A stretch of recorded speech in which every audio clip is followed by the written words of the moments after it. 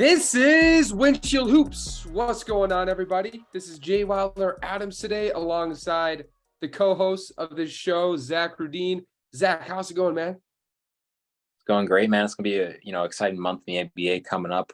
We got the All-Star game coming up. We just found out the starters last week. We got the reserves coming up, this week, and yeah, I'm excited to see what that entails. But we're getting to a fun part of the NBA season. Yeah, and we got to address it. We haven't recorded in a few weeks when we promised a weekly product. Our apologies there. That's not going to be a commonality by any stretch of the imagination. I had an occurrence that I had to go to, it was a super fun event, but I went to a Miss Universe with my sister in New Orleans. It was an obligation for me to go, and it was great. It was super fun to just, be there with my sister, be there with my family and stuff like that. Being Miss Universe as a college student isn't the worst thing in the world either. So, it was pretty good. And then the week after, when I got back, I got a respiratory infection. So yeah, it's been kind of like that. This is like my first day where my voice feels 100%. So today felt like a good day to record. Zach? Yeah, it feels like a good day. Wolves play tonight against the Kings. It's hockey day in Minnesota. So yeah. Yeah, absolutely. And we should just get straight right into it. We had stock risers of the week a few weeks ago at this point, before I got back here from Minnesota. And Tyrese Halliburton was last show's winner for stock riser of the week. And it's been a few weeks since that. So the first winner of the show was Jalen Duren. That was really good. That was my guy. Freddie Navarre, our guest, had Tyrese Halliburton. And today, let's just go straight into our guys. Zach, who's your guy? This week, I am taking the homer. I am taking Anthony Edwards of the Minnesota Timberwolves as my stock riser. I just posted this on Instagram. His last 30 games, he's been absolutely unreal. 26 points per game, over 6 rebounds a game, 5 assists per game. That's a pretty surprising good number. Two steals a game, 46% from the field and 39% from three. He has been on another level recently. He's really making his all-star case. We'll have our all-star picks later in the show. But he has really been that best player for the Timberwolves over this stretch without Karl-Anthony Towns. And he's really taken that leap on both ends, it seems like. He's been really, really nice defensively. I haven't seen as many, off-ball mishaps from him. He's figured out the offense that at the start of the year, there was a lot of like inconsistencies. It seemed like he'd have some really weird off nights, and we haven't seen that in a while. Like since these 30 games, he's had more 37 plus point games compared to games under 20 points. But he's really been balling out. And I think he's making a really nice case for an all-star spot. Yeah, we could talk about that later. He should be an all-star. Like people have been asking for consistency and efficiency from him, and that's what you've got. And his efficiency field goes over 53% now, true shooting over 57%, and he's doing that without his premier floor spacer on the court, averaging 27 plus over his last 21 games, right? Like The leap is here. And I just think, considering the load he's had to take, the fact that he's only one of 7 or 8 players playing over 50 games thus far this year. He leads the league in minutes played. He's top 5 in points. I just think that deserves recognition, even with how competitive the Western Conference playoff race at the guard position is. But yeah, I'm going to go straight to my guy. Not sure if he was a candidate the other weeks. That doesn't really mean anything in our show. We can have multiple guys for multiple weeks. I think we haven't made any official rule on that. Maybe this guy was a candidate before. Maybe he wasn't. I don't remember. Nicholas Claxton of the Brooklyn Nets. I made a post the other day on What's on Tap NBA. The Brooklyn Nets have the highest ceiling in the NBA now because of his development. We talked about that team's questions at the center position. Notably, Steve Nash started Blake Griffin and LaMarcus Aldridge at the 5 spot during stretches last year. There's no doubt this year. Claxton's averaging nearly 13 points a game, leading 74%, is he leading the league in blocks? He's top 2 for sure with Jaren Jackson there. But he's over high 2 up there. Blocks. Yeah, he's really high up there. He's top 2 in blocks per game. The Brooklyn Nets were a bottom 10 defense in the NBA last year. Right now, they're top 8. They're a top 6 paint defense in the NBA. And Nicholas Claxton, if you look at all the defensive metrics, is top 3 pretty much in anything related to rim deterrence. So he is one of the most devastating rim protectors. He is a league leader in field goal percentage, kind of Rudy Gobert stuff. This guy's just taking a top 10 center leap. It's really that simple. And the fact that he's this good, nobody could have imagined this. How does this not rise your stock? Because not only is the interior no longer a question for Brooklyn, it is one of the team's biggest strengths. And I would argue at this very point in time, Brooklyn Nets, the big 3 isn't Kevin Durant, Kyrie Irving, and Ben Simmons. It is Kevin Durant, Kyrie Irving, and Nicholas Claxton. So he's my stock riser of the week. Yeah, you're absolutely correct. I would not be putting Ben Simmons in that big 3 conversation anymore. Ben Simmons in general hasn't had as good of a year as, you'd want from somebody of, his potential caliber. But it's more of the fact that Claxton has been absolutely balling. The Nets also have him on a pretty cheap contract, $8 million for this year and next year. You can expect if he keeps this up, he's going to get a pretty big extension. He's legitimately going to get Defensive Player of the Year votes. That's how good he's been. And he's been, solid on offense. He's one of the league leaders in field goal percentages. So, yeah, he's really taken a leap this year, and he should also be one of the higher names in most improved player conversations, probably too. But he top 2 for me. Yeah, but unfortunately, with how the league votes on that stuff, it seems like it's usually just like somebody like Shea might win this year. You can maybe justify it partly for him winning, but I kind of like voting on guys that they're not that weren't already stars before. Compared to like guys that are going from solid to kind of close to star range, more in that sense than star to superstar. But yeah, Claxton's been awesome. Yeah, with speaking of the most improved player thing, I've never been someone who thought too deeply on the definition of that award. I just always thought was who got the most better from one year to the next. Yeah, absolutely. If you went from an MVP player to the greatest player I've ever seen in a year, I think you should be in the MIP conversation. Yeah. If you went from a borderline all-star to a superstar, I think it's not the nobody to somebody award. Yeah. It's not the nobody to somebody award. And a lot of people define it as that. So I thought Ja Morant deserved most improved player last year because I thought he was an overrated player in the second year. And he took the leap that anybody could have ever dreamed of year 3. And, Shea deserves to be in that conversation. He was one of the least efficient 20-point per game scorers last year. And he went on to be one of the most efficient 30-point per game scorers this year, dragging a youthful and shallow OKC roster, to the play-in conversation. I think that deserves recognition. But if I would have him third behind Claxton and, Lauri Markkanen was going from Ryan Anderson type player who was kind of disappointing in terms of his shot making into, one of the most efficient 25-point per game scorers in the league.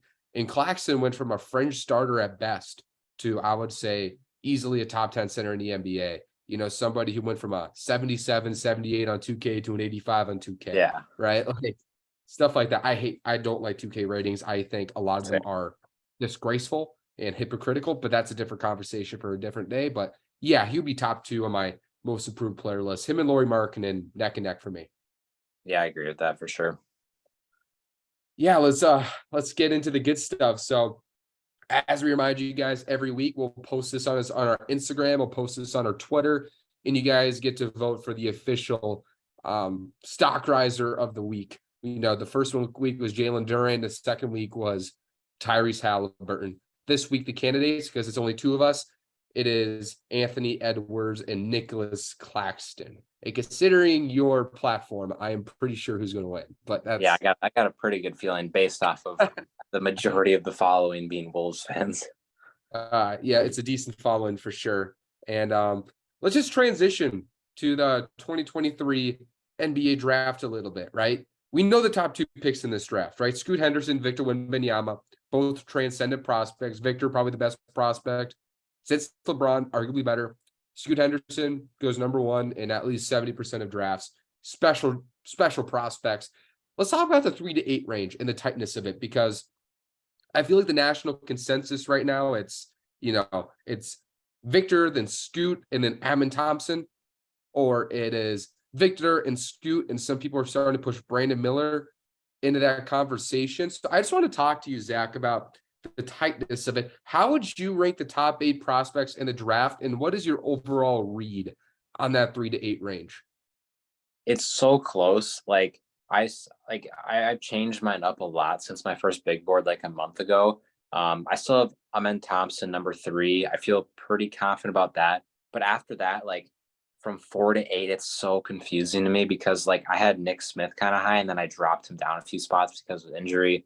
I've moved Cam Whitmore down with his recent play. I had Dariq Whitehead, kind of in that 8 range for a little bit, and then he's fallen off a lot. And he got hurt again.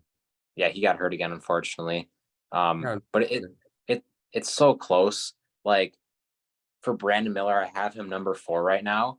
If I see a few weeks where his shooting is falling off a little bit, he could definitely fall down the board because that's what's keeping him so high up for me. It's that elite shooting tool. Like when I look at, all these top players, I find elite traits in all of them, except for I'm kind of confused with Cam Whitmore. I don't really know what his elite trait is right now. Like, is it the athleticism? Is it the size? I don't know if it's those really. But Brandon Miller, it's the shooting, and I mean, holy crap, he's shooting the lights out. It's like 45% on like 6 or 7 attempts a game. It's unreal. He's been one of the best freshmen in college basketball. But if that shooting falls off, he's going to fall because he's a really bad, 2 points, 2-point range scorer. I like his rebounding. He's like a Jabari Smith prospect in a sense, but without, as good of a, defensive capability, I guess you could say. But his shooting's insane. And if he keeps this up, he'll probably be a top 5 pick. But yeah, I think he deserves to be top 5 right now, but he's got to keep that shooting going. Mm-hmm. Yeah, absolutely. And, when comparing this draft to the 2021 NBA draft, we're talking about that draft later today. I would say the top of the draft 2023 is better. Scoot and Victor go number 1 overall in that draft over Cade Cunningham, in my opinion.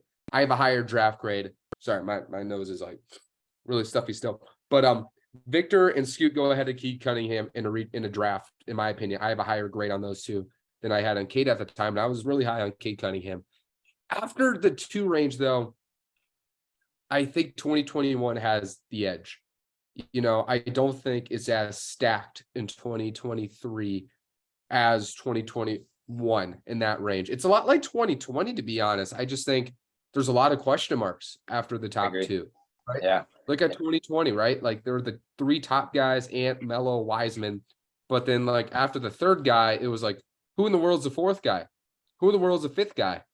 I mean, like Tyrese Halliburton was mainly top 5 in that draft and he fell to 12th, right? Isaac Okoro went top 5. A lot of people didn't think he was top 10, right? I think there's a lot of similarities here. Patrick Williams, nobody thought Patrick Williams was going top 4.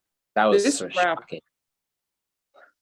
I don't think it's going to be that much of a crapshoot because of all the sample size we're getting with these guys, because we're going to have March Madness most likely and things of that nature. I don't think it's going to be as much of a crapshoot because we'll have more sample size on these guys. But I think the separation between 3 to 10 really, on my personal evaluation, it's really small. Ammon Thompson is 3 right now for me because I still have a lot of questions about his game. I see the, jaw-dropping MJ-esque flotation and gravitativity pull with his athleticism. I see the creativity as a playmaker. I still don't see discipline as a shot maker. I don't see elite discipline with his ball handling. I think his handle gets out of control at times in transition. I think it's easily stolen from in the NBA. Jump shot, obviously improving. It's not great yet, right? And you also consider the fact that he's playing against mainly, high-level high school recruits, not college NBA recruits, right? That's kind of the brand of the overtime elite league right now. You're playing against he played against Nas Cunningham a few weeks ago, right? Ammon Thompson, and he's a 2026 prospect, right? Like things of that nature. So I do have questions about the competition. It's sort of similar with LaMelo as a prospect. And I actually thought LaMelo was a better prospect than Amin Thompson is right now. So Amin Thompson has tremendous upside. I really like him. He's my third guy. I still think he's a project, and I think he's going to take a lot of time. So it's not like oh my gosh, this is an Evan Mobley type number 3 pick, or like a Tatum number 3 overall pick, where it's just like, this guy is super high floor and he's ready to right away, right? So Yeah. that is that. And then you also talk about Brandon Miller's 4 for me. He could easily move up to 3 because not only is his jump shot keeping him in that conversation, but I am seeing growing comfort off the dribble. I'm seeing growing comfort around the basket. And you talk about a guy who's 6'10", I think there's a little bit of that like Tyrese Halliburton element to him, where it's his shot making is a little funky looking, but it looks like it works. Like he doesn't have the sexiest step back 3. He doesn't have the, most attractive space creation, but like it kind of works for him. And I think he's one of the older prospects in the lottery. That hurts him a little bit. But yeah, he could easily be 3. And then, we talked about Ausar Thompson, very similar questions with Amin Thompson, but Ausar's really good. He's a better shooter than Amin Thompson. A little behind as a playmaker, but he's still a good playmaker for his position, but it's one of those guys like freak talent. It's got to round out his game a little bit. If he goes to the Houston Rockets, he is burnt toast, in my opinion. Gosh. Right? Yeah, we'll be talking about the Rockets soon too. My gosh. Yeah, the stability in that organization is a question, especially for talent development. Look at Jabari Smith. That guy was the high floor guy in the draft this year. He's had an up and down rookie year, right? Like, and I don't think it's all his fault. I think a lot of it is the lack of playmaking and offensive flow, but we'll talk about that later in the show. I really like Jett Howard. I do too. Jett Howard. He's the Michigan guy, just big. He's a big, lengthy wing, 6'8", and he is graded as one of the higher end ball handler pick and roll players in the draft, if I'm correct. He's really high end in those regards, while just being an excellent movement shooter with size, quick release, right? Just somebody who you could throw on an NBA floor right now, and he's going to be able to run off his screens and hit threes, stuff like that, because he gets it off fast, So I like him a lot. He needs to round up rounding and playmaking, but talented dude. His balance, like off his shots, is so insane. Like the angles that he can shoot at with his creation, like he's got crazy balance. He can shoot from any angle, it seems like. He's shooting ball really well. I think he can be like a secondary passer too. He's solid defensively, but mainly with him, it's that shot creation and making ability, which is pretty insane at 6'8", what he can do. And he's probably going to be playing potentially guard position in the NBA.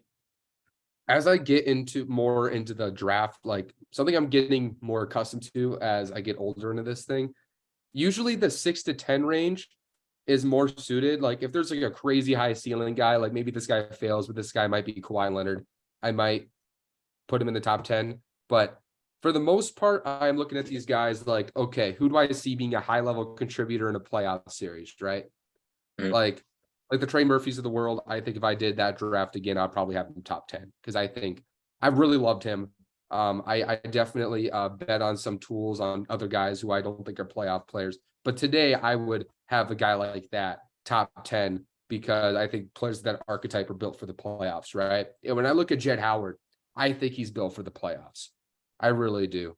Just as a starting wing with size and length, if he puts it together defensively and puts more effort on the glass and things of that nature, he could be a really good next to high-end playmakers, especially if he ended up next to like a Cade Cunningham, someone like that, or even a Paolo Banchero. And also, I want to go and skim through these other guys. Nick Smith Jr., I had him third on my board to start the year too. Do you have questions about his physicality? I mean, he is not a good finisher around the basket when facing contact. That's a question for me. It's kind of that D'Angelo Russell thing, and he's not quite the shot maker D'Lo was at that stage. Ohio State, based on the sample size we have right now. So I have him at 9 on my board. I have Jett 10. I'm probably going to put him ahead of Nick Smith pretty soon. Casey Wallace, another guy built for the playoffs. Big guy, lengthy for a guard. He's an excellent point of attack defender who can attack passing gaps. Excellent in that regard. And he can hit 40% of his threes and be a complimentary creator like a D'Anthony Melton. I like Keontae George. Questions about his efficiency. So, long story short, that was actually long story long. The top 10 in this top 10 in this draft, top 2 excellent. After that, I have more questions about guys, but it's a really good draft. I would say it's not quite as like top 10 good as 2021 is outside the top 2, but it's good. Yeah, like Case and Wallace. I think he's a really high floor type player. He's kind of like a mix of like a Drew Holiday, Patrick Beverley type guy. Yeah. I think he's like a better Patrick Beverley. I think that's what his career is going to kind of be. Obviously not current Patrick Beverley, but like Clippers Patrick Beverley. Yeah, he can be a guy who shoots, near 40% from 3, and he can lock up the ball. He's a big turnover guy. He forces a lot of turnovers. He's really strong too, like scary strong. Yeah, he's a fun guy to watch. He's strong. That's where the Drew Holiday comes from. Yeah, he's around my top 10 right now, but he's fun to watch. Yeah, that's also where you see the DeAnthony Melton, who's averaging well over 2 steals a game this year. Somebody who's just a connective floor or connective tissue offensively who can hit threes, and there's also that little political thing about it, like the Kentucky guard thing. They always end up being better offensively than they are in college. I don't know what it is, but it always feels like that, even Shaedon Sharpe, like he's not like putting up crazy numbers, but he's more efficient than we all expected him to be, like even the guys who go to Kentucky and aren't playing are doing things offensively that you don't expect, right? So yeah, that might also give him a little edge. Cam Whitmore, the playmaking just doesn't exist right now. We'll have to wait there. He's a freak athlete, someone who can mold into something, needs time. So yeah, there's top 10 is good, but top 2, just the separation is night and day. There's a drop off after 2. Yeah, I agree. Should we go into Rockets now? Huh? Rockets time? Yeah, we can do that. That Houston Rockets team is an adventure. Oh my gosh, dude! We've seen them. The Timberwolves have played them a lot recently, but they have been so hard to watch. I couldn't imagine being a Rockets fan right now. They're 11-38, worse than the NBA. You have your first round pick this year, but you don't have your first round pick in 24 and 26. And you don't really have this, great foundation of talent. You have some guys like Jalen Green's a guy. Şengün can be a guy. I'm not sold that Kevin Porter Jr. can emotionally be a player for you. We can talk about Şengün later because I have some stuff I want to talk about him, but they're just such a weird team to watch. They have a lot of shot chuckers. I'm not a big fan of their coaching. I don't have much enjoyment watching them. That team's a disaster. It's a disaster. Like worst record in the NBA. Started out. That right there is definition of a disaster usually. And it isn't like a structured tanking situation like Oklahoma City where you're sort of tanking, but you're doing it while giving your young players a vision and a promotion of development and optimism and things of that front. That isn't here. Just, how I know it isn't there? Watch it on the court. Look at Jalen Green's body language. Look at Kevin Porter Jr.'s body language. Look at Jabari Smith on the bench yelling, "Get his ass out" to Alperen Şengün because he can't defend this pencil right here, right? Like that team just, not only is it young and needs development, but sometimes it feels like that young team doesn't like each other. And that's like, that right there is a problem. It doesn't always look like a synergized young core because the coaching looks not good. Silas from Dallas, right? You just watch this team. There's not very much, structure and leadership. It doesn't feel like he has control of that very young locker room, which is so important for a young team, right? That isn't there. The organization offensively is not there. Jalen Green and Kevin Porter Jr. dribbling the air out of the ball. It is so hard to watch, like you said. And it's a part of why they have a bottom 3 offensive rating. They're bottom 3 in turnover percentage, or top 3 technically. Their turnover percentage is top 3 in highest rate. They're not shooting great. They're not generating efficient shots. And defensively, equally a disaster. That's a bottom 5 defense in the NBA. It's one thing to be bad, but also not to appear aligned. That is a problem. And you're seeing it in Jalen Green's body language. I know he had 2 random 40-point games recently, but he's also had 6 for 19. He's also had handfuls of 20% games lately. He had a really bad game against the Cavs. I think he had like 9 or 6 points recently. 6 for 19 shooting also recently. I think his last game.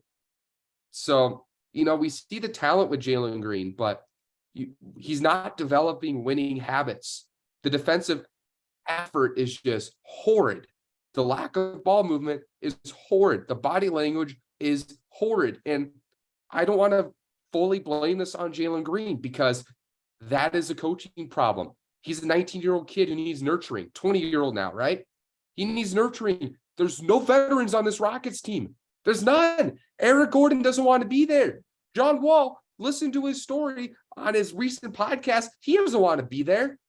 You have no veterans aligned with wanting to develop these kids, and the coach doesn't have theyese kids in line. They're developing bad habits. And the longer this goes, man, the further and further things spiral for guys like Jalen Green and Jabari Smith. And that is unfortunate.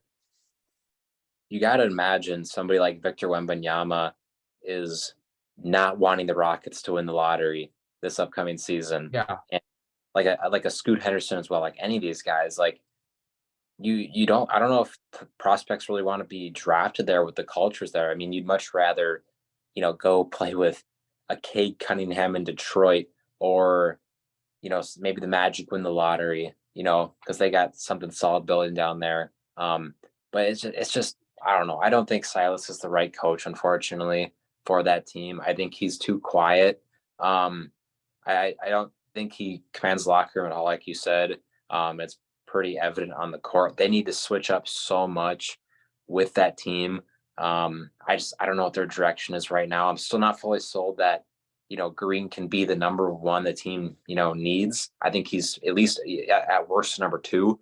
But I still need to, see him continue to take steps to be the number 1. But yeah, it's weird. But to mention the Green thing, if things go the way they are in Houston right now, is he a number 2? Is he following the Malik Monk, Jordan Clarkson path if they don't get the right people around him and he maintains some of the habits he's developing? Right? That's also a question. And that's not all Jalen Green's fault. When you have a young volume scorer with the upside Green has, that archetype needs nurturing because that isn't an archetype that comes in with an NBA mind, right? Like Evan Mobley comes into the NBA with an NBA level feel. That guy is good everywhere he goes. Jalen Green doesn't have that. If Anthony Edwards ended up in Houston, Zach, is he developing right now at this rate?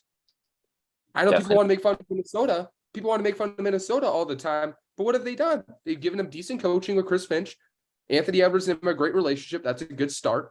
And you also look at Ricky Rubio in his year 1, Patrick Beverley year 2, Kyle Anderson, Austin Rivers year 3 with Rudy Gobert and 2 All-NBA players and expectations to win.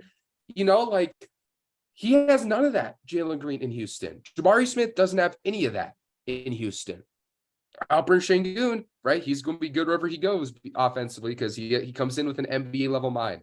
So I worry about Houston. And to add to your point about the lottery, this isn't one of those situations where I'm just like, ooh, did they just get that last number 1 pick? Don't get me wrong. Victor Wembanyama changes almost any franchise he goes to. Same as Scoot Henderson.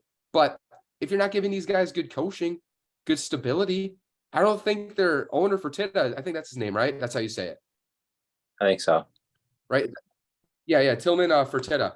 Yeah, he has come in and he's been cheap right away. That's why Daryl Morey left, because of his unwillingness to spend money. So who knows? It doesn't look like this guy is very good. I don't know. This organization from top to bottom is really concerning to me. From the ownership to the coaching to the player development. This isn't a situation where just adding that one last piece is going to fix everything. You need organizational stability for children. It's really that simple. Yeah. And then to talk about Sengun, Sengun's a really talented guy. He's fun to watch. but they have to like like if they want him to be their starting center in the future, like I was telling you before, they got to structure their team to have more of a shot blocking, power forward type around him, and have Jabari Smith go play the small forward, because you're poisoning yourself to be historically bad as a paint protecting team if Şengün is your center. You don't have somebody like, like I'm not saying you need to get Jaren Jackson Jr. exactly, but somebody that can protect the rim at an extremely high level power forward. Like there's just a lot of concerns with this team I have all around. And I think it's a lot of, ownership and, coaching problems that, they first need to change before it really fixes on the court. Yeah, for sure. And, Alper Şengün's a complicated evaluation because we all see the offense. Oh, And yeah. his offense is in that people are throwing Nikola Jokic way too much. Nikola Jokic is like Steph Curry. You just don't get guys like that.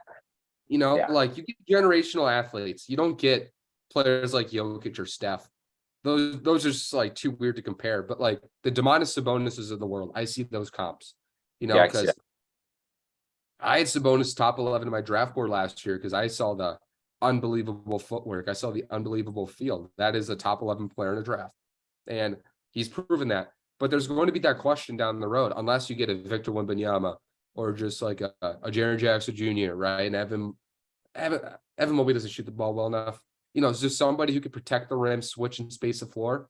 If you don't get that next to Şengün, I think his weakness is really flash in the playoffs, because I had some arguments with some people.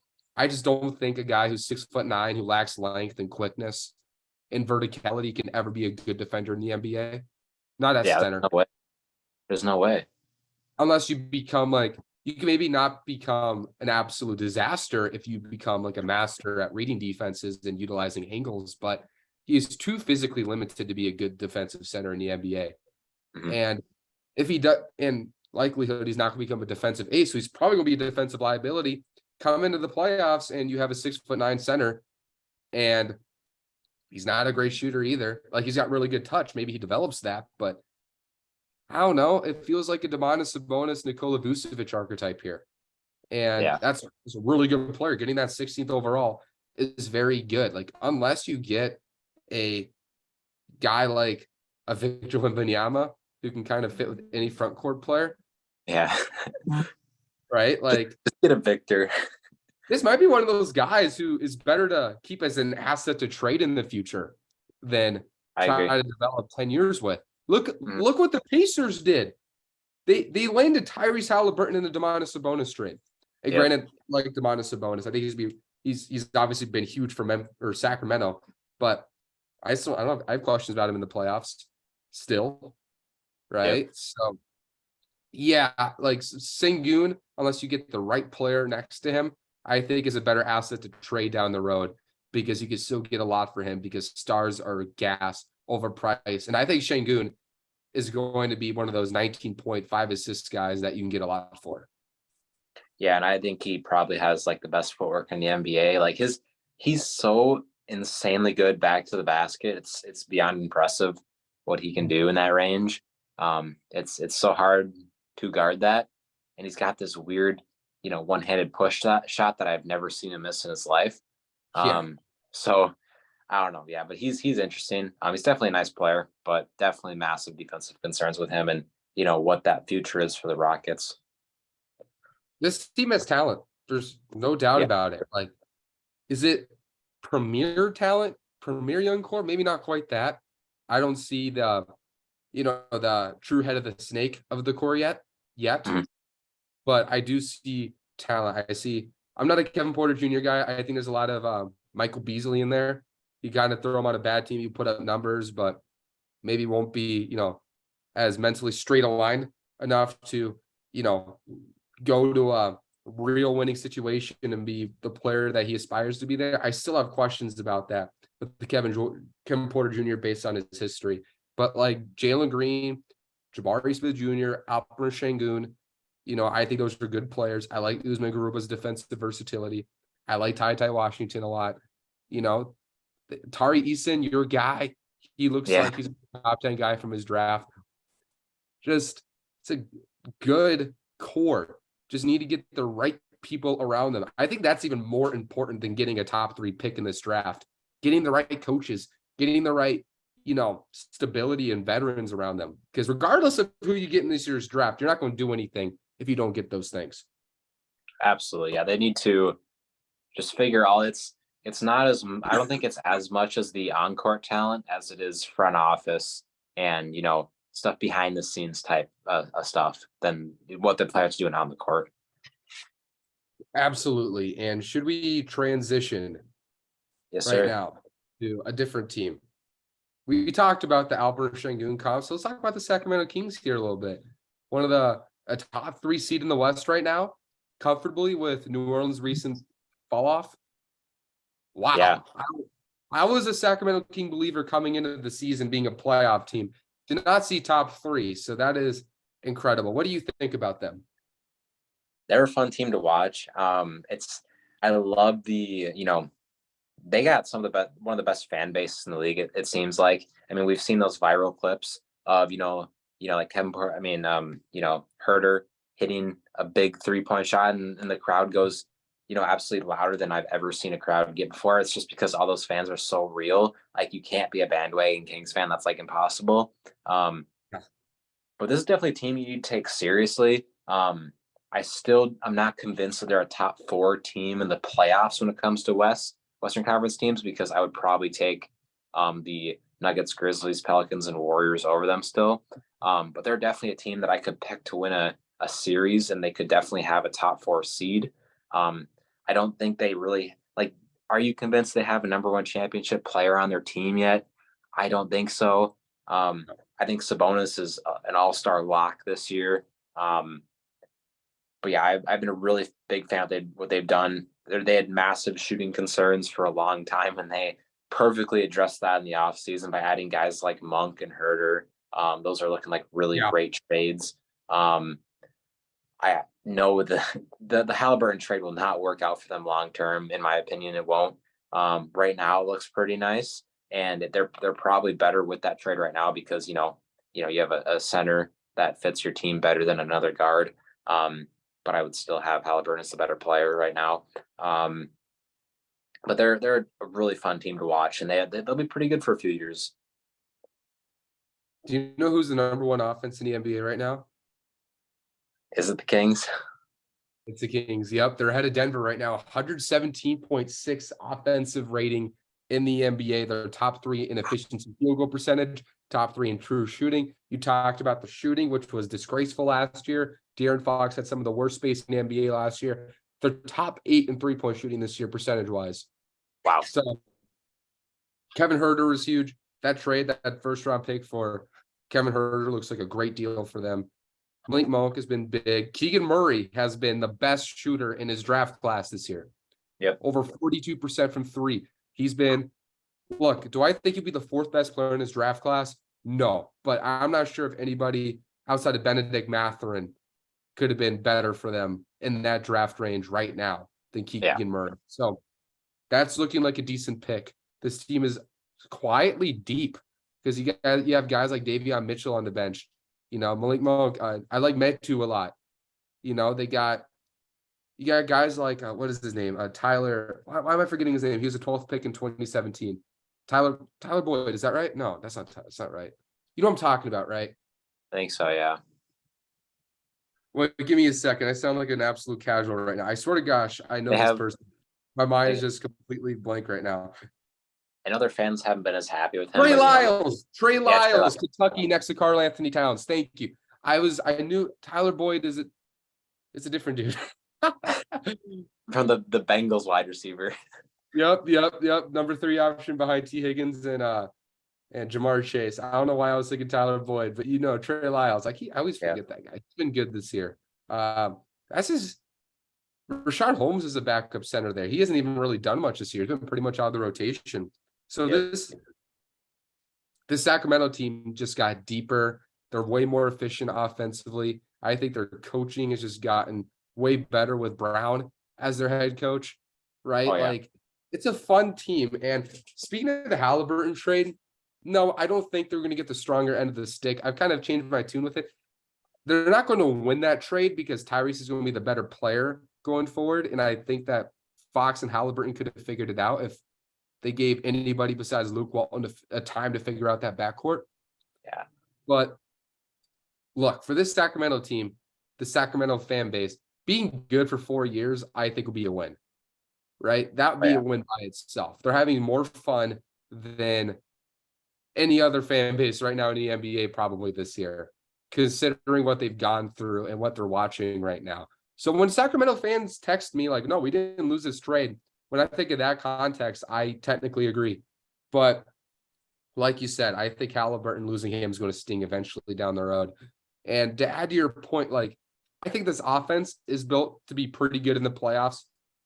I do question the half-court offense a little bit, but, Fox has gotten better there. Domantas Sabonis is obviously just an orchestrator from the high post as a big.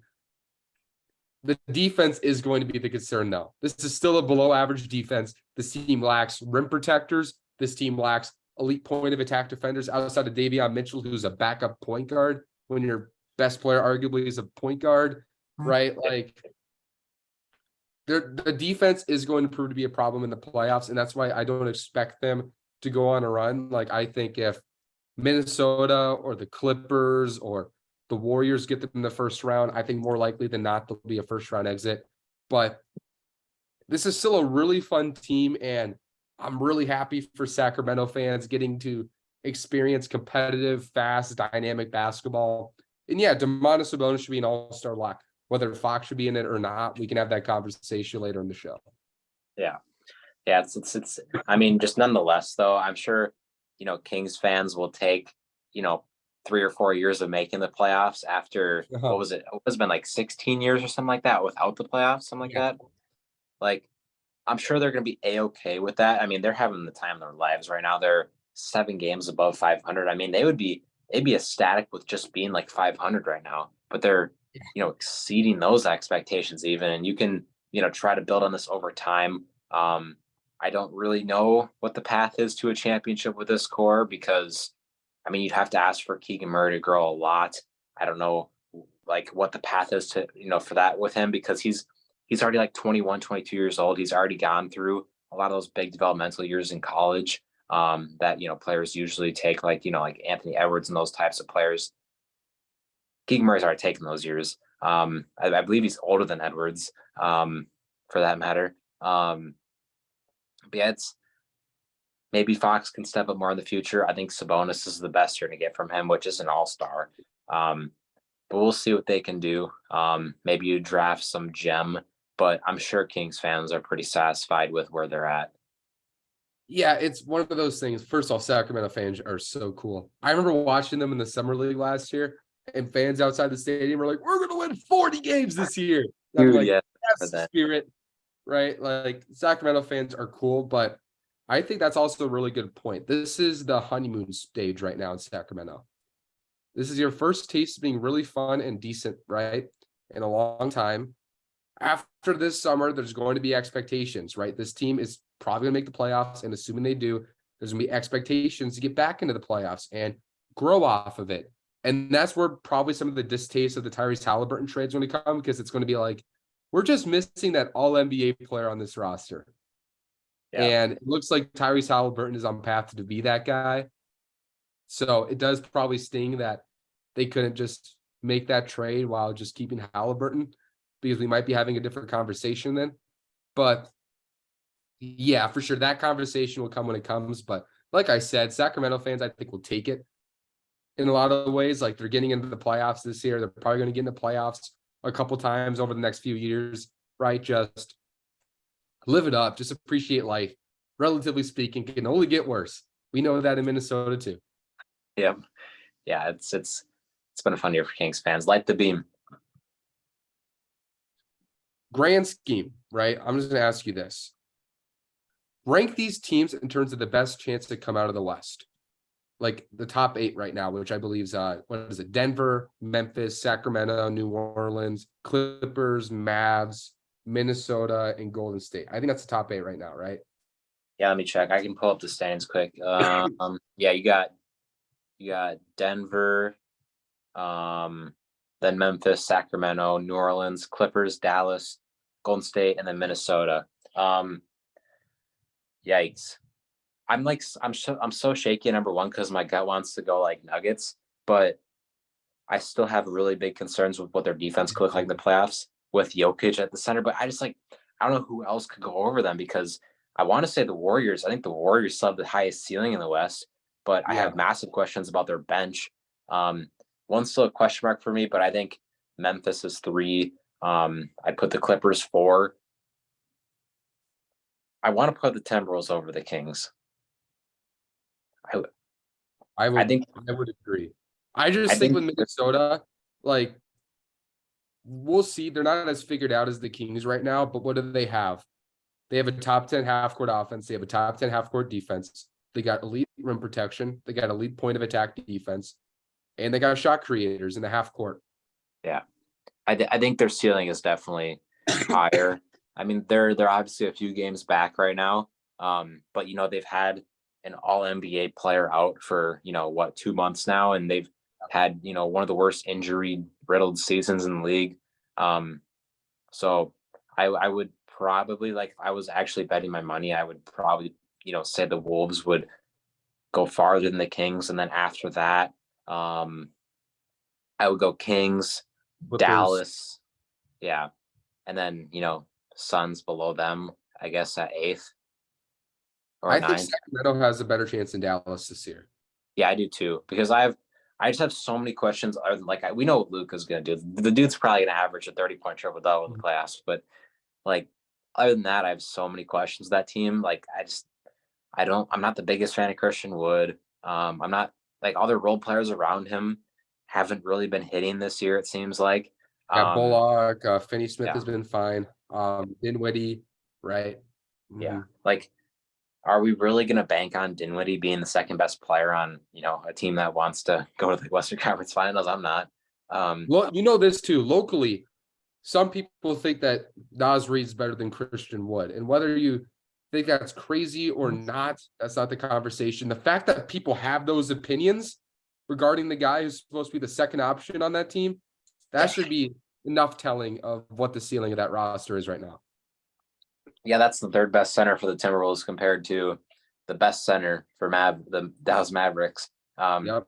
Plus, JaVale McGee's regressed this year. Oh, dude, yeah, I don't know what is up with that dude. He has not been even close to the same. He's got 2 more years left in that contract. Where I think he has. I don't know if it's their full MLE, but he's getting solid money for them for the next 2 years. It's like 6 to 8 million or something like that. But yeah, He's only I'm playing so 8 minutes a game this year. wow, jeez. Yeah, that's a miss. Yeah, Dallas got to stop missing on those guys, right? To go on a tangent. We are like, who's that guy next to Luka? And Jalen Brunson and Kristaps Porzingis are all-star candidates in the East. They let both of those guys go last year. Yeah. Why did they let them go? If you don't have a better plan, why don't you keep those slots on your roster? Mm-hmm. Maybe Yeah, eventually find a better plan than those guys. But why wouldn't you package those guys in draft picks to upgrade?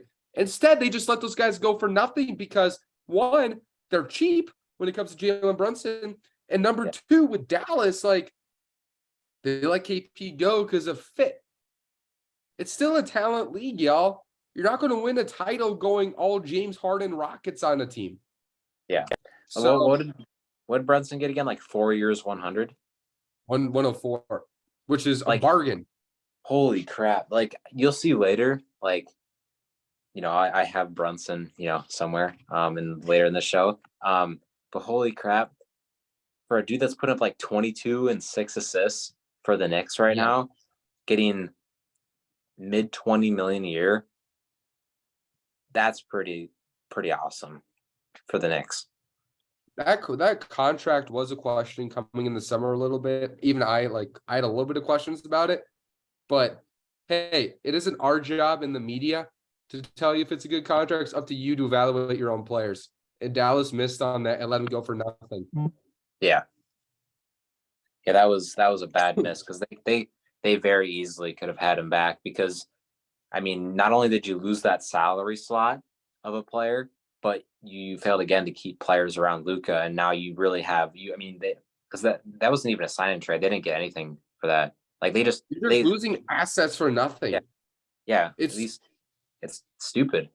The way they're managing Luka Doncic's window is so bad right now. because I don't know how they're going to go all in for a star at some point. Would be shocked if they don't. But then it's just going to be Luka and that star than everybody else. Yeah. Like you Once you get a Kevin Durant, what's the ceiling of that team? Like you can't tell me you couldn't have just, signed him to that deal. And if you really didn't want him, you could have shipped him off for, two forwards that equal 25 million a year that could actually bring some talent in, because they straight up lost. I don't know what he was making before that, but they lost that salary slot of whatever, because they're above the cap. So they can't, go out and get big free agents unless they went like extremely into luxury, which they won't do. No team really does that. They're in such a horrible spot. For sure, absolutely. Yeah, and let's transition to our next topic. We talked about the 3 to 8 range in the 2023 draft earlier today. Let's talk about the 2021 draft a little bit, because that draft, I don't know if some of you guys remember how hyped that draft class was. Like when you read articles on ESPN from Mike Schmitz, when you listened to Jay Billis talk about it, when you just read throughout the consensus media, like fans just like dividing and losing their livelihood on their desire to tank, right? Like that is one of the most hyped up drafts that got compared to 2003. And we are 2 years into this thing, right? This is the second year of it. Zach, I just want to ask you, what is your take on this draft class right now? Do you think it's online to meet those expectations? Are you pleased with it? Are you disappointed? What's your take? I'm definitely more disappointed than I'm, I just am more disappointed in general. Obviously, I think he's been playing a little better recently, Scotty Barnes, but you had the rookie of the year of that class. Just the first half of the year has been really weird. Like a lot of his numbers were down compared to last year. Jalen Suggs has not been exactly what you wanted. There's some injuries there. Same with Cade Cunningham. He's out for the year. Those injuries definitely do hurt what the class looks like in general. But they're still hurt. Jonathan Kuminga has looked super raw throughout his career. He's shown really awesome flashes, but it's still, I'm not too sure there. I really like Franz Wagner. Like some people, like when I watch the Magic broadcast, I swear every night their broadcasting team is talking about how he would go number 1 in a redraft. I don't know if you've heard that at all, but they talk about that isn't a bad take at this point. Yeah. Franz Wagner is really good at the game of basketball. Whenever I tune into their broadcast, I swear the first thing I hear is Franz Wagner should have gone number 1 in that class. Would go number 1 in a retake. But you got Davion Mitchell, who went number 9, who's a bench player now. We know what happened to Joshua Primo. James Bouknight not playing for the Hornets. That was whip. I'm confident that was a whip. You got Moses Moody, who's not playing. Kai Jones for the Hornets, another pick for the Hornets that they have not tried to even develop. That Hornets team, I can't stand them either. We talked about the Rockets. They don't play their young guys. It doesn't make sense to me. It's a bad team neglect against young prospects. It's like one of the worst teams in the league, but now let's freaking play Mason Plumlee. But I mean, I kind of like Trey Mann. Trey Murphy's nice. Şengün's nice. Corey Kispert's solid. Chris Duarte's solid. But there's just a lot of guys that really did not turn out compared to expectations. A few guys at the top of the draft, there's injuries. Not the biggest fan of the class so far. Definitely not as good as the hype was. But what are your thoughts on it? Yeah, I think a lot of things could be true in this draft, right? One, comparing it to 2003 was always crazy. That was a little disrespectful. 2003, that was a little over the gun, because even when you looked at the 2021 draft coming in, there wasn't the LeBron prospect. I don't think anybody thought that, but they had Cade, who's they sort of compared to like a less athletic LeBron, right? And then you had, the Carmelo Anthony of the draft, quote unquote, right? And Evan Mobley. Jeez. Carmelo Anthony won a national championship as a freshman, right? Evan Mobley took a subpar USC program to the Elite Eight. So I sort of get that, right? But like the comparisons to that draft, like that 2003 draft, you had a top 3 shooting guard ever, the best small forward ever, right? You had a Hall of Famer, Carmelo Anthony, and so on and so forth. Chris Bosh, Hall of Famer, right? It's too early in 2021 to evaluate the number of superstars we have in this draft, right? I think it's too early for that. I'm not going to go on a limb and say I am out on this draft class. I still think this draft's going to be really good. I think there's a handful of guys that think are all stars, right? Franz Wagner, he's probably my favorite player in this draft class right now. I love the way he drives. His timing, his deception, his touch, you never know what he's going to do. It's like Shea stuff in that regard. Like he doesn't drive the same way as Shea does, but it's just the same, like you never know what they're going to do. And that makes him really fun, right? You talked about Cade Cunningham. Yeah. If you looked overall, like if you told a Pistons fan with all the stuff they were told about Cade Cunningham, that he was going to, have an okay rookie year, have an second year, then get hurt early. I think they would not want that, right? We could say that's the reality. But I still think Cade Cunningham healthy. While I don't think he's the borderline generational prospect, the top 3 number 1 pick in the last decade, top type guy, other people have, because I think he just offensively, I don't see an elite trait. I question that. I don't see an elite jumper. I don't see elite space creation. I don't see elite finishing. I don't see elite athleticism. He's a good passer. I don't see Luka Doncic passing, right? Like he doesn't have an elite trait offensively. And that makes me a little concerned about him being like a bona fide superstar type guy. But I do think he is tough. He is smart. He knows the game. He can get to his spots. I think he's an all-star. Jalen Green, he might have the highest ceiling of the top 3 in that draft, but he has by far the lowest floor. And I think he's the most likely to be, the quote unquote losing player who puts up bad numbers on bad team guy in that top of the draft, and they don't get the right, infrastructure around him. We talked about that, but he also has the best chance to be like Instagram star, right? Like there's that swing element of him. We don't know. Evan Mobley, I think he's proven to be the most steady guy at the top of that draft. Kind of the, there's a lot of there's sort of that like there's some KG parts of his game, but I hate that comp because he doesn't have the personality. He's kind of like KG light with Gobert's like, personality, just really steady and quiet. So Evan Mobley looks like a really good number 3 overall pick. And you keep going down the list, right? Alperen Şengün, he looks like he's gonna be a star offensively. Franz Wagner, like I said, I think he's the best scorer in the draft right now. Josh Giddey's been tremendous year too. I think him and Franz Wagner have definitely overtaken expectations from where they were taking in their draft. Like, Giddey has been making jump shots since December. Like if you told me he was going to average 16 points a game in year 2, I would say you're lying. I did not see the scoring. His slashing and his shooting have both taken monstrous strides, and that's really good for his ceiling. Credit to that OKC core. Jonathan Kuminga, yeah, he hasn't gotten better yet, but he's been really good as of late, and you kind of expected him to be raw. And you keep going on and on this draft. Trey Murphy, I think he's going to be excellent role player. And Trey Mann, I think there's a chance that he follows that Jordan Clarkson, even like a Jordan Poole type trajectory. If he gets in the right situation, his upside is great. So my point is, overall in this draft class, it's a good draft. It really is. It's a good draft. I am not sure who's a superstar in this draft yet.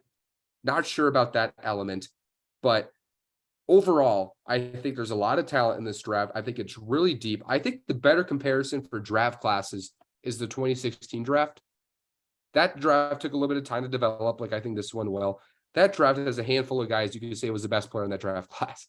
You got Jaylen Brown, you got Pascal Siakam, you got guys like Domantas Sabonis, you got Ben Simmons, you got Jamal Murray, right? Like, I mentioned Scotty Barnes. I still think he's gonna be the best in this draft class, even though he's had an up and down year or 2. But there's just a lot of guys that don't have a lot of separation. A lot of guys you see all-stars in. We'll see if there's a superstar in this draft class. But overall, I do like this draft class. So yeah, it's not 2003, but it might be really good still, really deep, sort of like 2016. Yeah, like it still has the upside to be a good draft class. But there's a lot of question marks right now. I guess like we were just talking about a lot of the question marks and like prospects. for this upcoming draft class. I think there's a lot of like current like NBA question marks. A lot of these players. Yeah. But yeah. Yeah, you mentioned it. Jalen Suggs. He doesn't look like an NBA level offensive player right now. Let's just call a spade a spade. That's just how it is right now. It's unfortunate. He's a Minnesota guy, so we want to see him do Yeah. well. But yeah, this draft has like I think we all knew Jonathan Kuminga was going to pop and win be year 2. So I think he deserves time, even though there's been questions about his competitiveness. We'll see there. So it's a deep draft. If you compared it to 2003, then yeah, you're probably disappointed. But if you're a realist with this draft, I think it's been pretty good. It's a pretty good draft. We'll see if there's a superstar in it or not. Yeah, for sure. All right, let's talk about all-star, right? You made an all-star team the other day, right? So the rules, right? You got 5 starters, 5 bench players, 4 guards, 6 front court guys, and 2 wild cards who could be either or. You could do for the West and East. I didn't make an all-star team. You did. I'll probably post one pretty soon. Give us your all-star team. So we already know the starters were announced. Those starters were Curry, Doncic, James Williamson, Jokic for the West. I wasn't the biggest fan of Williamson being a starter. Like, I'm a really big Zion Williamson fan, but like I have his jersey on my wall right there. But I don't think he's played enough this year. He's played, I think, 29 games, same as like a Devin Booker. So I probably would put Sabonis there. But based off of that, my bench 5 would be Ja Morant, Shai Gilgeous-Alexander, Paul George, Lauri Markkanen, and Domantas Sabonis. And then my wild cards, I had Anthony Edwards and Damian Lillard. And I know there's going to be some people right off the bat, Devin Booker, and I don't have Devin Booker or Anthony Davis here.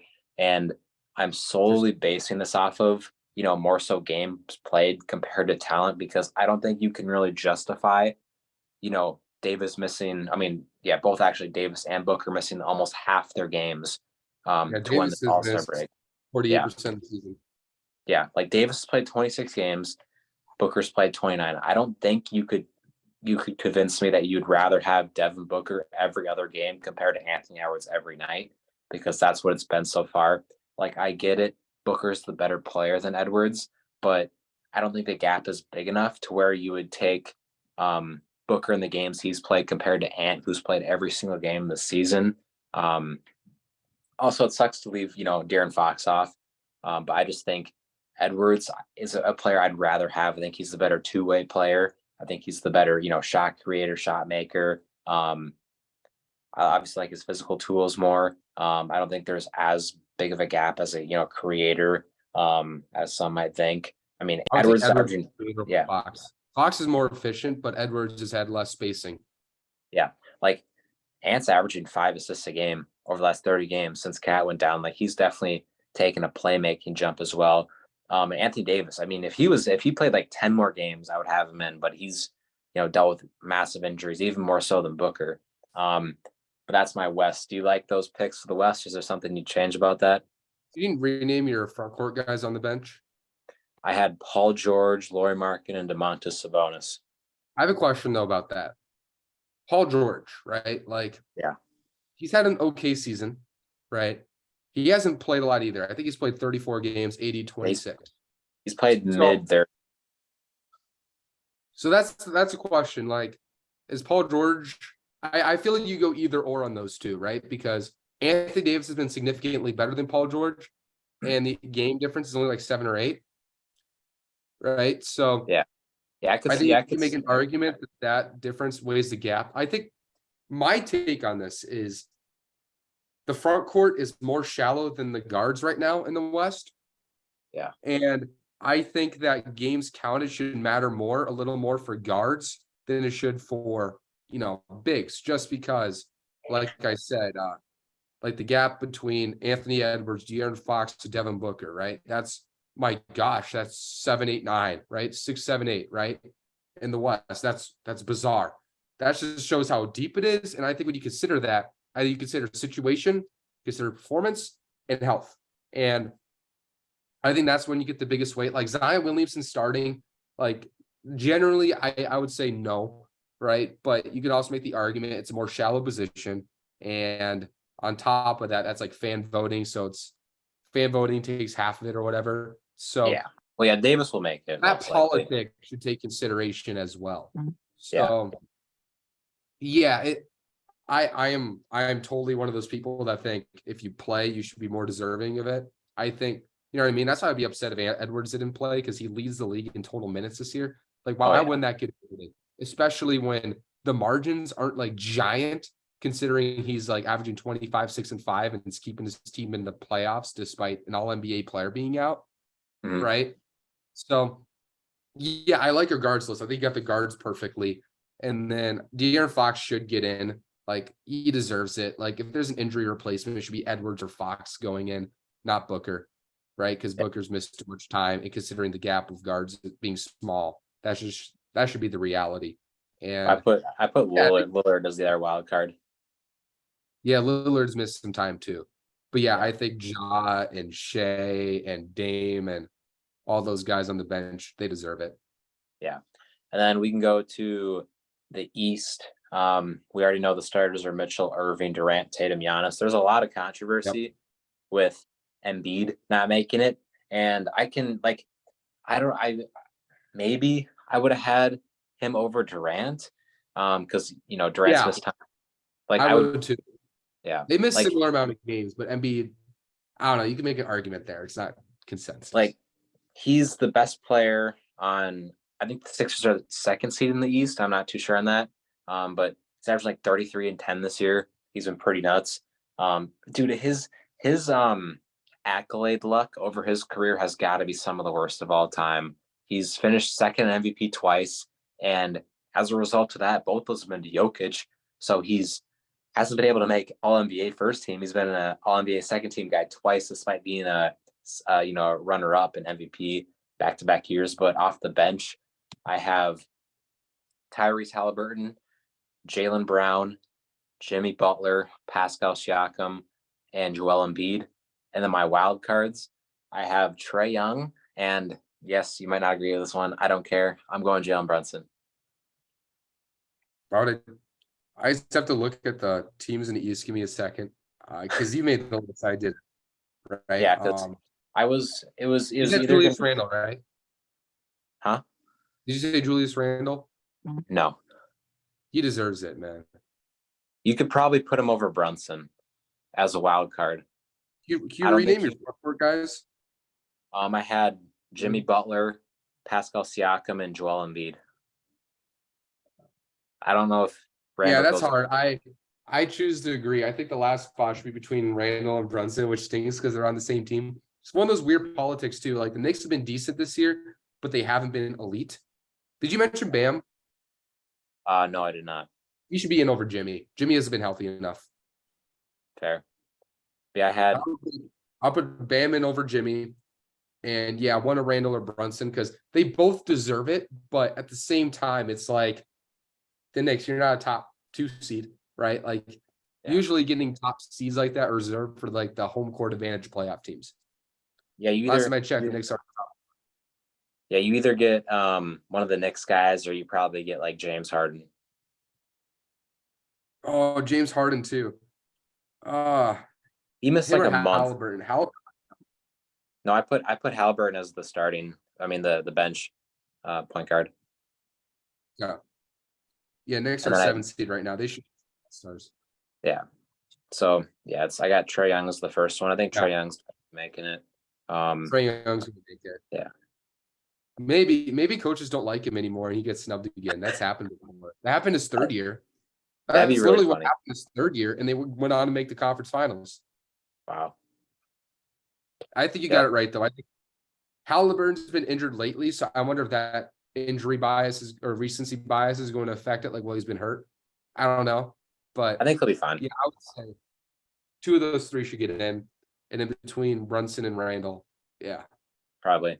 It's going to be a toss up. I'm interested to see what those look like. I'm very interested to see, what the wild card spots look like in the West. Unfortunately, I'm starting to get the feeling that I think Davis will make it. But I'm really hoping Booker doesn't make it over Ant, because at the time, like when these are announced, Ant's probably going to have about double the games played as Booker, which is the sad thing. I think coaches at least know that. Yeah. Well, I hope. I would be surprised. Like, I get if a fan didn't know that. I don't think a coach would not consider that, because coaches are usually the old heads. They're like, yeah, I want my players to play. Yeah. So, which is I hope so. That's right. So, yeah, I would say your list is very good. There's like minor nitpicking there, but like that's anybody's list ever. So, yeah, I think you did a pretty good job, man. Appreciate it. It's So it's crazy that Ant or Fox is not going to make it. That's it's really too bad. They both deserve it. Yeah, it's gonna be tough, but I think there's probably be an injury reserve. So yeah, there is every year. Yeah, it's hard too, because you can argue Sacramento deserves 2 All-Stars because they're a top 3 seed, which I don't have a problem with. If you have Fox over Ant in the All-Star game, that's not a bad take. Their numbers are comparable, but agreed. I think Ant's a better player, and he's been kind of keeping the team afloat, and he's doing it efficiently. I think that deserves a slight edge, but if you pick Fox, I have 0 issue with that. So, because he's also played. He's played games. He's played 44 games. Mm-hmm. All right. Last part of the show. This is where I come in and run things. It's going to be Who Would You Rather Build Around edition. Today, I am doing Evan Mobley. Ooh. This might be a little interesting. I'm going to start out with a few of the 2021 guys, just keeping that theme alive. Evan Mobley or Jalen Green? I think Jalen Green definitely has the higher upside. But if we're talking about guys that I would rather have in my team right now, I don't know. I really like the point of bringing in this young, really talented defender that could really help your, rim protection from day one. But I don't think I can get over the upside of Jalen Green. I think I'm gonna take Green. It's hard. I made a post saying I would take Green over Mobley to start the year. I am going to go. I'm gonna lean Evan Mobley here, because I'm changing my mind. I have the right to change my mind. Only reason I'm saying that is because I think Evan Mobley, he's plug and play. He's good anywhere he goes. Yeah. And what he does is more likely to dominate in the playoffs. Do you think Jalen Green's the number 1 option if he figures it out? Yes. Okay. That's going to be the question. Like, I think if Jalen Green figures it out, he's going to be like like Donovan Mitchell is right now, right? Something like that. I think that's the high side of him. And I think with Evan Mobley, his high side, right, it's going to be maybe like more impactful as a number 2 than Jalen Green would be as a number 2, if that makes sense. And I think it's far more likely. It is far more likely Evan Mobley is a really good player than Jalen Green is. I think the middle line for Evan Mobley is an all-star big who does it on both ends and play makes like a Bam, right? And I think the middle line for Jalen Green is like a CJ Better McCollum, Jordan Clarkson. Better Jordan Clarkson, right? Like something like that. So I would say Evan Mobley, just because I don't know if either of them I want to be my Batman long term. And I think Evan Mobley does better as a, number 2 guy. If he had the personality to be a number 1 guy, in my opinion, it would be easy Evan Mobley for me. But I do think he's a little too reserved to be that guy, but still really good. I think Mobley's floor is way higher, and the ceiling isn't like outweighing the floor for me. Yeah, I think that makes sense. I'd rather bet on the upside. I like betting on upside.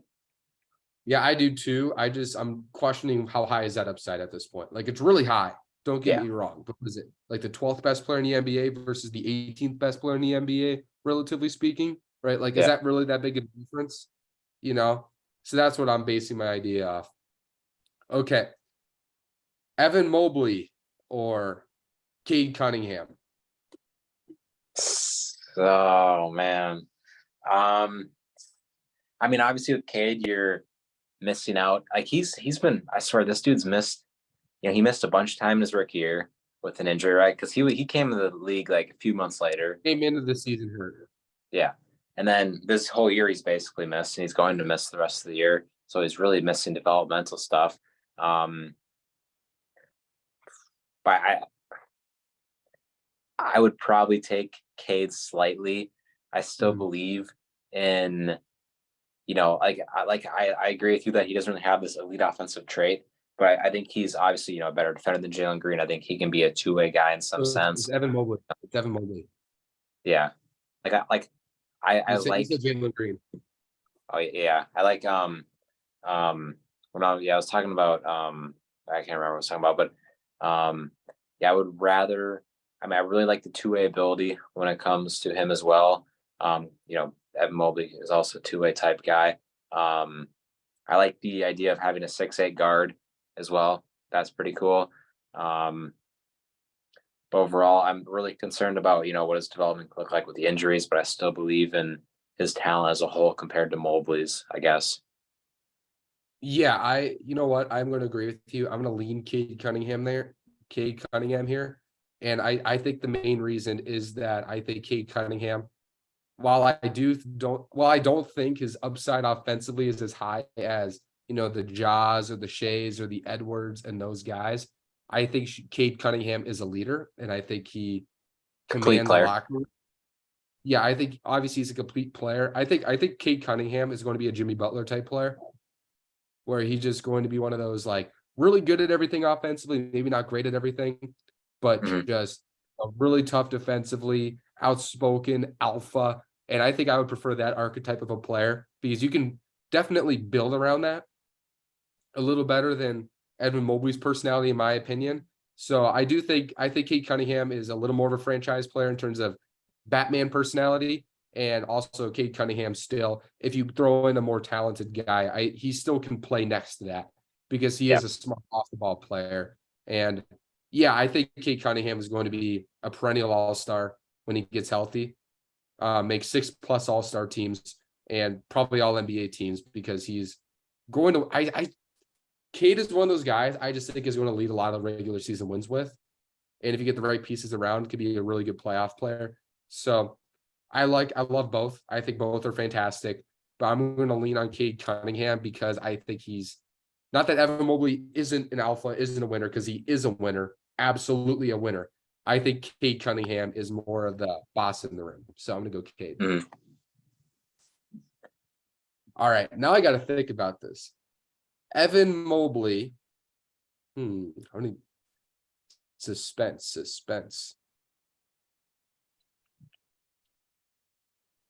Evan Mobley, or I'm gonna go full draft theme in this. Evan Mobley. No, I'm not. My last pick won't be, but Evan Mobley or Franz Wagner. Franz Wagner's been so good this year. He's probably the best player in the class right now, like you were saying before. But how much better is that guy gonna get? I have a question with that. How much more is this game gonna grow? I don't know. That one's really tough. I think it's pretty split. I would probably take Wagner right now because I think he's better right now. I believe in him as a player. I keep seeing these finishing stats, and he is such a good driver and finisher compared to like every slasher in the league right now as a wing. He's legitimately one of the best in the league as a slasher right now, and he can do other things in his game as well.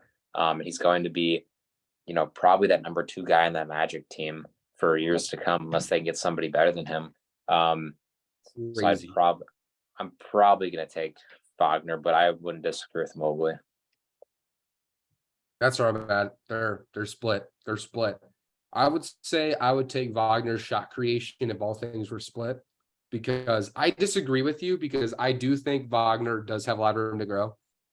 I still think his shooting off the dribble could get a lot better. And I honestly think as he gets older, his free throw rate's going to get really high. It's true. So I think he's going to easily jump up to 25+ points per game while being a good defender, while being a good passer. Right. I see a top 20 player in here. And I just think his shot making in the playoffs, it's gonna be hard to stop that.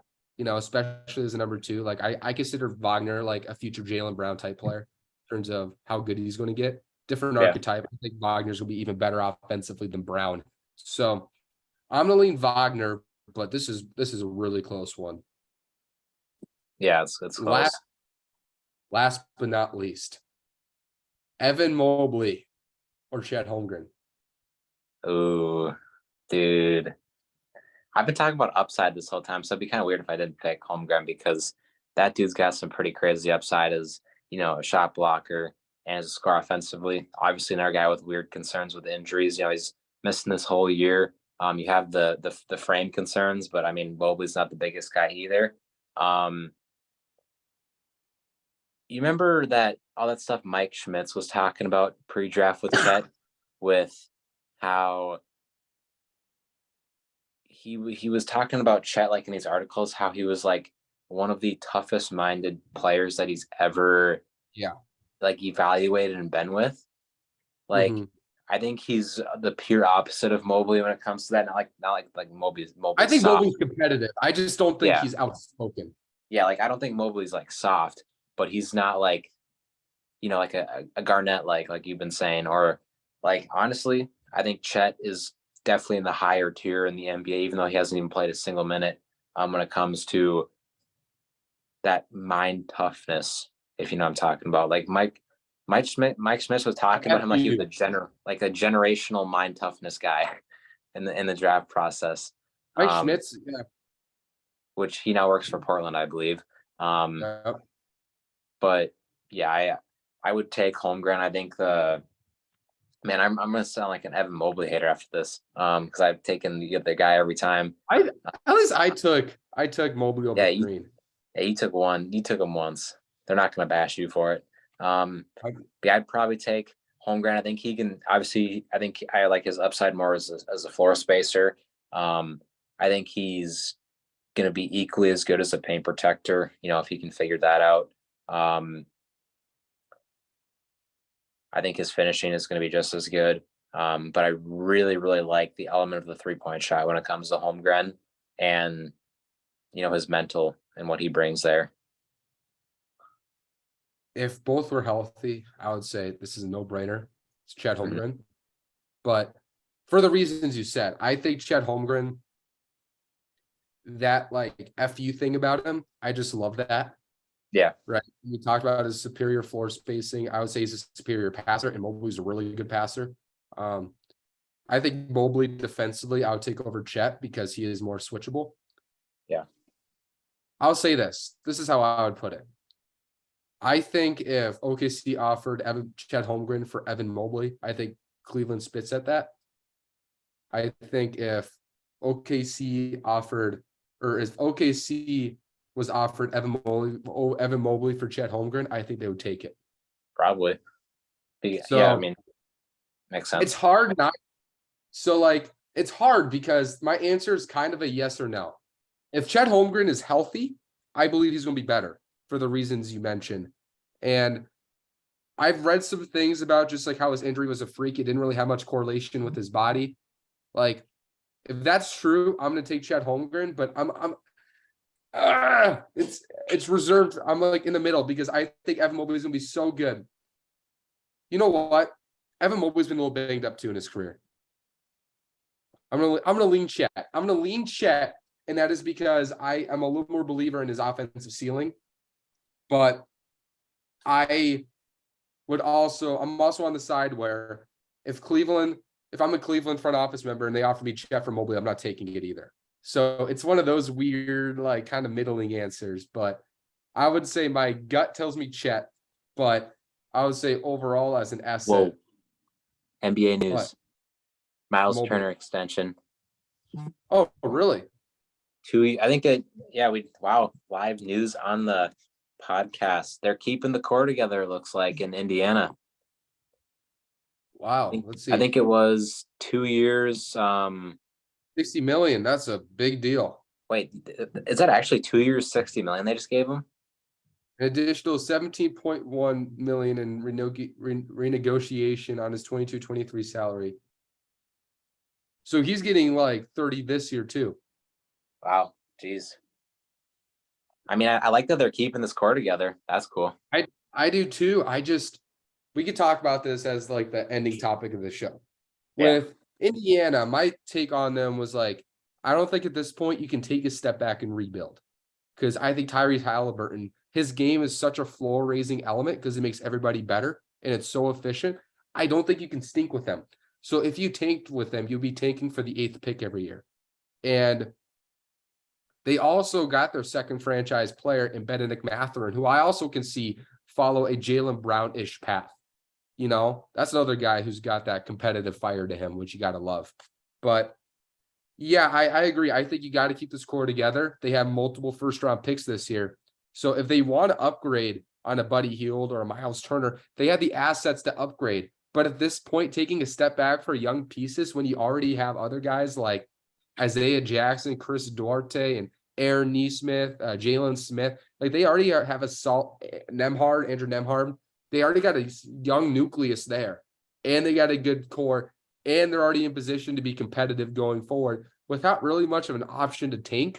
I think it was a no doubt to, extend Turner, even though if it was a slight overpay. I think it was an overpay. Yeah, I mean, they're going to keep Buddy Hield for next year too, I'd assume. Like, if they were going to move on from one of the two, it'd probably make more sense to move on from Buddy Hield because then that opens, more room for your young guards like Mathurin to finally, get the starting minutes consistently because they've been running Mathurin as a sixth man, which, I mean, I've liked that role for him, but at some point, it has to happen next year. Yeah, he has to be a starter. You can't have that guy on the bench again. He's not. You can't turn his career into like a Lou Williams where he's coming off the bench and trying to win six mans every year. Like he shouldn't become that type of guy. And it feels like Indiana's really liking Aaron Nesmith, just like low maintenance, high energy player next to Halliburton, next to whoever their point guard is. Like TJ McConnell's been their point guard lately with the injuries, right? So it feels like Buddy's next path, wherever he goes, will be as a six man. So hopefully next year he accepts that there. But if he doesn't, like another team will put him there.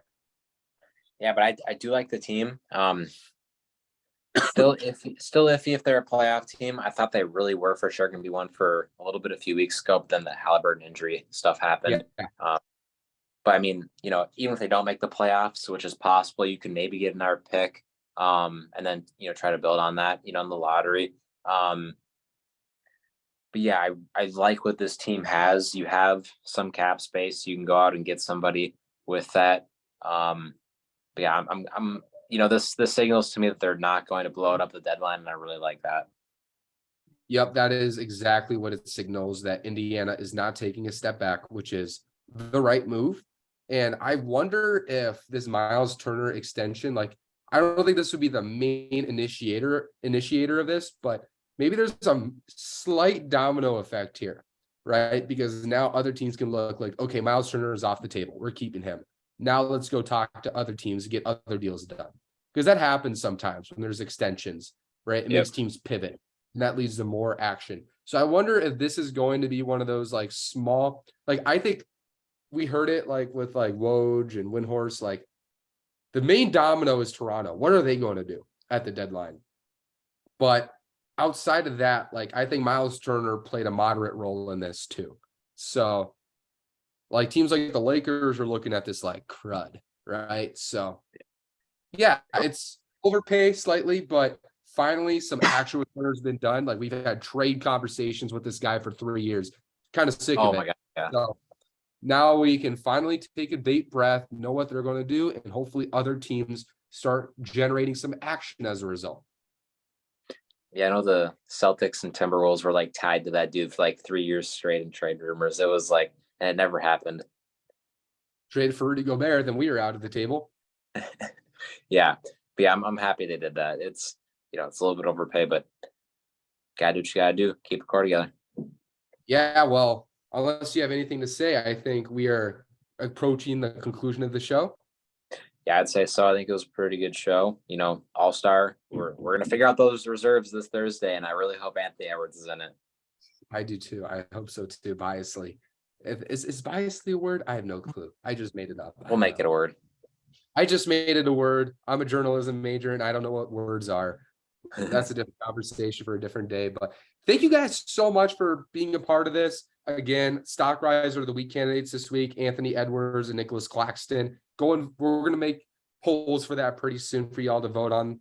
But this should be out pretty soon for the moment we're recording this. And it's Saturday, the 28th at 3:04 p.m. Mountain Time, 4:04 Central Time from when we're recording this. So hopefully this is out soon after that. But thank you guys so much. And Zach, any last words? Nothing for me. Any last words? Okay. Nothing coming from here. All right, guys. Thank you guys so much. And we'll see you next week.